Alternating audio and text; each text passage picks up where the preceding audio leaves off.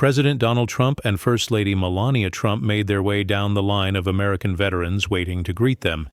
Each handshake carried weight, each smile a story, but one face stood out among the sea of proud men and women who had worn the uniform. Sitting quietly in a wheelchair was a tiny, fragile woman wrapped in a soft navy blue blanket. Her cap read U.S. Navy Waves, and despite her age, her eyes sparkled with the same determination she must have had during the war. Her name was Margaret Maggie Wilson, a 98-year-old Navy veteran, one of the very few women still alive who had served during World War II. As President Trump and Melania approached, the crowd began to hush. Conversations faded, cameras tilted in her direction. There was something about Maggie, a sense of dignity, of living history, that seemed to command everyone's respect without a single word. President Trump stepped forward, lowering himself slightly to meet her gaze. He reached out, his signature red tie swaying in the warm breeze. "Ma'am, it's an honor to meet you," he said, his tone noticeably softer than usual. Maggie looked up, her weathered hands gripping the armrests of her wheelchair. A smile crept across her face, the kind that only comes from a lifetime of stories, victories, and losses. Her voice, though aged, carried a strength that silenced the entire crowd. "Mr. President," she said, pausing for effect, "I've been waiting 80 years to tell someone in charge something important." A ripple of laughter rolled through the audience. Even President Trump chuckled, glancing at Melania, who leaned forward with a curious smile. But then Maggie's expression changed. Serious, focused, almost commanding. The laughter faded as quickly as it came.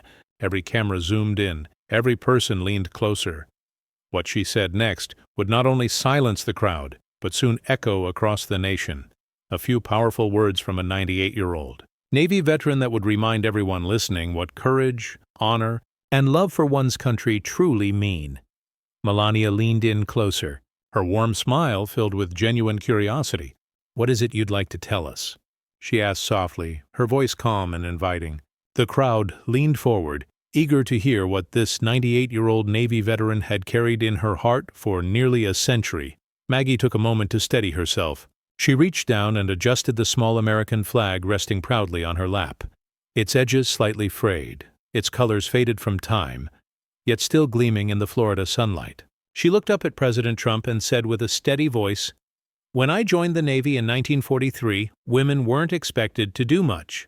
We were told to type, to clean, to stay quiet. But we didn't." A murmur rippled through the crowd as she continued, her voice gaining strength with each word.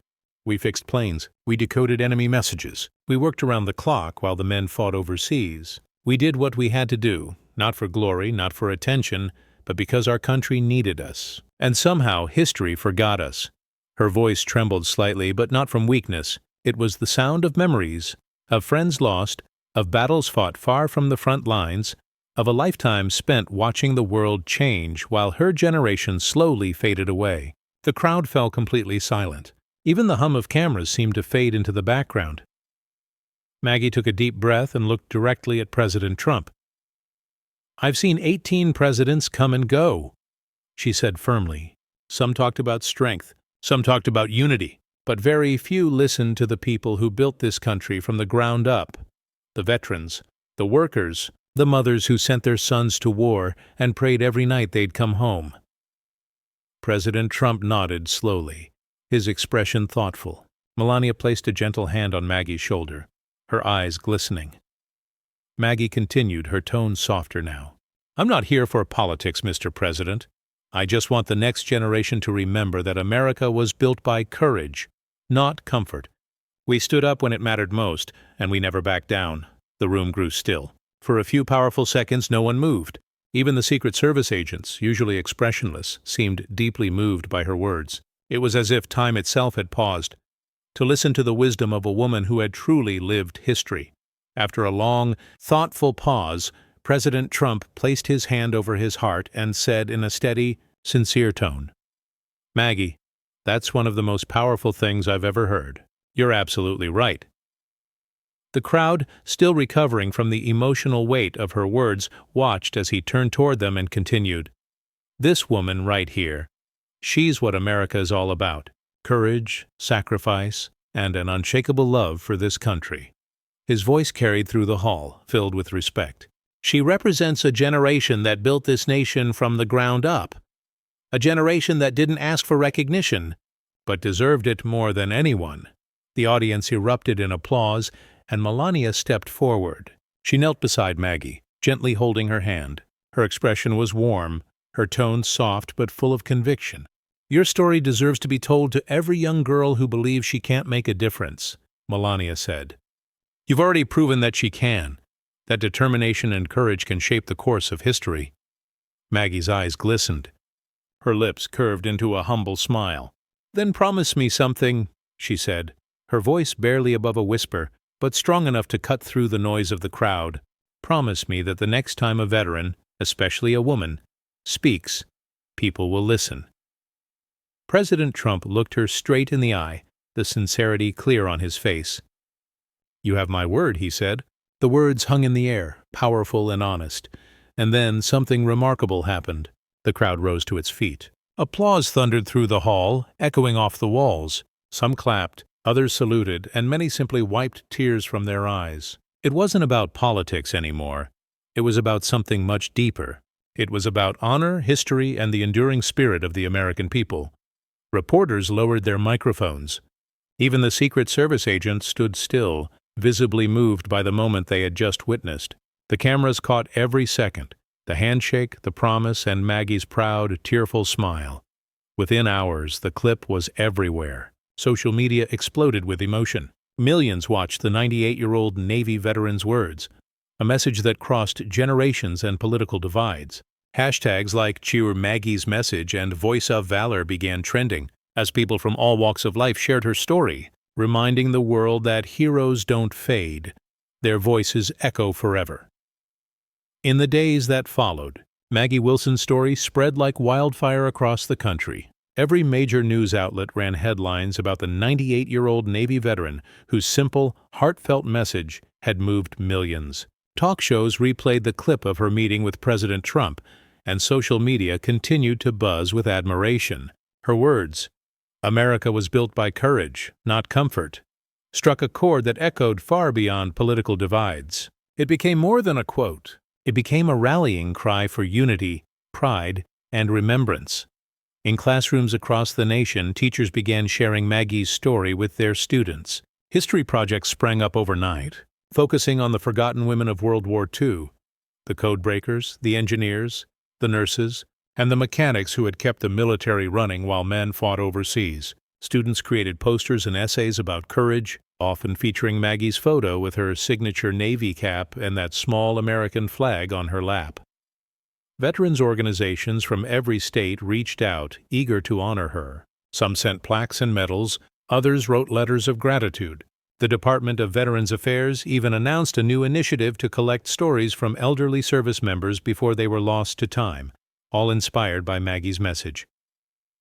Historians, too, began digging through old archives, uncovering records of women whose names had been buried for decades.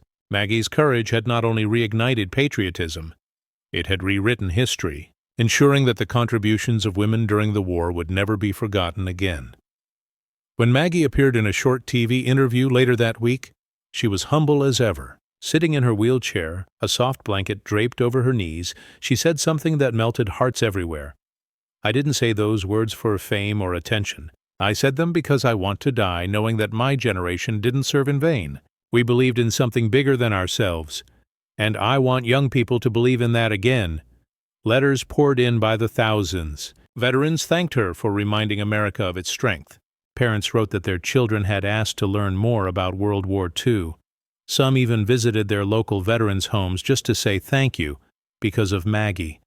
And just like that, a 98-year-old woman who once believed her time to inspire the world had passed became a living symbol of strength, unity, and hope. Proof that one voice, even in its final years, can still move a nation.